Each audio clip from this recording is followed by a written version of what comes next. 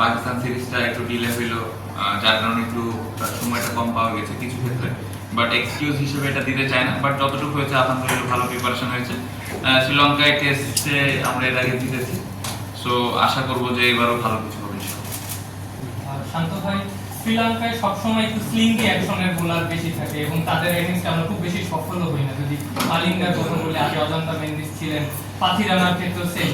এই এক স্কোয়াডেও তাদের এরকম 2-3 জন বোলার আছেন। কামিন্দু মেন্ডিস আছেন যিনি 2 হাতে বল করতে পারেন। রাতনায়াকে তিনি ডেবিউ হবে তার, সেও 2 হাতে বল করতে পারে।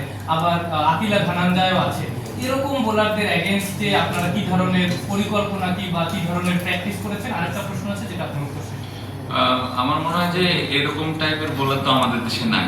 সো প্রিপারেশন যদি আমি ওইভাবে নিতে চাই সম্ভব না, কারণ আমাদের দেশে নাই। সো আমাদের যে রিসোর্সগুলো আছে প্র্যাকটিসে, যে বোলারগুলো আছে ওদেরকে ফেস করে আসলে প্রিপারেশনটা নিতে হয়। আর অন্যান্য প্রিপারেশন আমি বলবো যে অনেক দিন ধরে অনেক প্লেয়ার খেলতেছে, এক্সপিরিয়েন্সড অলসো, ওই বোলারগুলোকে কীভাবে হ্যান্ডেল করা লাগবে এই প্রিপারেশনগুলো মেন্টালি যেভাবে নেওয়া যায় ওদের ভিডিও দেখে হইতে পারে। সো এটা আসলে খুব স্পেসিফিক ভাবে প্রিপারেশন নেওয়াটা ডিফিকাল্ট, বাট আমার মনে হয় যে যতটুকু সম্ভব মেন্টালি বা ভিডিও দেখে যতটুকু নেওয়া যায়। আপনি যদি ওইরকম স্ট্যান্ডার্ড চিন্তা করেন তাহলে এখনো ওইরকম স্ট্যান্ডার্ডের মতো না। অবশ্যই তারা যারা আছেন অবশ্যই আস্তে আস্তে হয়তো ডেভেলপ করছে। এগুলা যদি আস্তে আস্তে নেটে আমাদের আসে অবশ্যই আমাদের ব্যাটসম্যানদের জন্য ভালো, বাট আমার মনে হয় যে এই জায়গাটাতে আরো ভালো মানের যদি বল আমরা ফেস করতে পারি তাহলে হয়তো কিছুটা ওদের সাথে ম্যাচ করা যায়। ক্যাপ্টেন, টেস্ট চ্যাম্পিয়নশিপ ফাইনাল চলছে লর্ডসে, আমাদের মুভমেন্ট সাইকেল শুরু হচ্ছে। আমার প্রশ্ন হচ্ছে আপনারা কি এই স্বপ্ন দেখেন কিনা যে বাংলাদেশ একদিন টেস্ট চ্যাম্পিয়নশিপ ফাইনাল খেলবে বা আমরা দেখতে পারি? এটা তো অনেক অনেক বড় স্বপ্ন। এত দূরে যদি আমি এখনো চিন্তা করি তাহলে আসলে বোকামি হবে আমার কাছে মনে হয়। ছোট ছোট ভাবে যদি আমরা আগাইতে পারি তাহলে খুব ভালো, কারণ আপনি যদি দেখেন আমরা যখন শুরু করেছিলাম এর আগের সার্কেলে আমরা একটা ম্যাচ জিতেছিলাম, গত সার্কেলে আমরা 4টা ম্যাচ জিতেছি। সো আমাদের একটু ইমপ্রুভ হয়েছে। সো টার্গেট থাকবে যে এই সার্কেলে কিভাবে আরো 2-3টা ম্যাচ বেশি জিততে পারি। সো যদি আমরা এভাবে ছোট ছোট চিন্তা করে আগাতে পারি, কেননা একটা সময় হয়তো বাংলাদেশ টিম একদিন ফাইনাল খেলবে। বাট খুব ইম্পর্টেন্ট যে আমরা এই বছর, এই নেক্সট 2 বছরের মধ্যে গত বছরের থেকে কিভাবে বেটার রেজাল্ট করতেছি।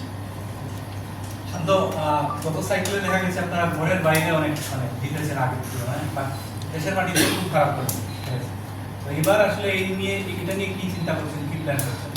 আর একটা প্রশ্ন, আমার মনে হয় যে ঘরের মাঠের ম্যাচগুলো জিততে হবে আমাদের। আমরা খুবই বাজে ক্রিকেট খেলেছিলাম লাস্ট সার্কেলে ঘরের মাঠে। তো ঘরের মাঠে যদি আমরা জিতে থাকতাম তাহলে কিন্তু আমরা হয়তো আরো 2টা ম্যাচ বা 3টা ম্যাচ বেশি জেতা থাকতো। সো চিন্তা তো এটা যে ঘরের মাঠে টেস্টগুলো আমরা কিভাবে জিততে পারি। ঘরের মাঠে যখন টেস্ট হবে তখন আসলে ওইভাবে আরেকটু প্ল্যান, স্পেসিফিক প্ল্যান করে খেলবো ইনশাল্লাহ। বাইরে ভালো হয়েছে, এই কনফিডেন্সটা আমাদের কাজে দেবে ইনশাল্লাহ। যদি এবছর আমরা বাইরের মাটিতেও রেজাল্ট করতে পারি তাহলে দেখা যাবে যে আমাদের এই বছরের যে টেস্ট চ্যাম্পিয়নশিপের সার্কেল, এই সার্কেল আর একটু বেটার রেজাল্ট হবে। আপনার ব্যাটিং পজিশন নিয়ে শোনা যাচ্ছে যে আপনি ওপেন করতে পারেন, প্র্যাকটিস ম্যাচও দেখা যাচ্ছে।